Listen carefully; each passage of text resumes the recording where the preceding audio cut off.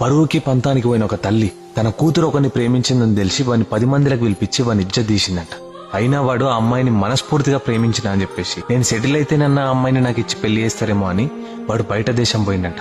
దేశం పోయిన వారం రోజులకి అమ్మాయికి ఇంకో సంబంధం తీసుకొచ్చారట. ఆ విషయం తెలుసుకున్న వీడు నానా తంటాలు వాడి పెళ్లి కొడుకు నెంబర్ కనుక్కొని మేము ఇట్లా ప్రేమించుకున్నాము, మమ్మల్ని విడదీయకురి, మీకు దండం పెడతానన్నాడంట. అది విన్న పెళ్లి కొడుకు వాళ్ళ అమ్మాయిని తీసుకొని పిల్లలు ఇంటికి పోయి ఇట్లా అంటున్నాడంట, నీ పిల్ల ఇంకొకరిని ప్రేమించింది, ఇప్పుడు నేను పెళ్లి చేసుకుంటే నా బతకాగమవుతుంది అని చెప్పేసి అంటే వాళ్ళ తల్లిదండ్రి కాలు చేతులు పట్టుకుంటే ఈడొక మాట అన్నాడంట, మీకున్న ఎకరం పొలము ఇప్పుడే రాసి నేను కళ్ళు మూసుకొని పెళ్లి చేసుకుంటా అన్నాడట. పరువుకి పంతానికి పోయిన ఆ తల్లి సరే రాసిస్తా అని చెప్పేసి ఆ పొలాన్ని రాసిచ్చి ఆ బిడ్డకు పెళ్లి చేసిందంట.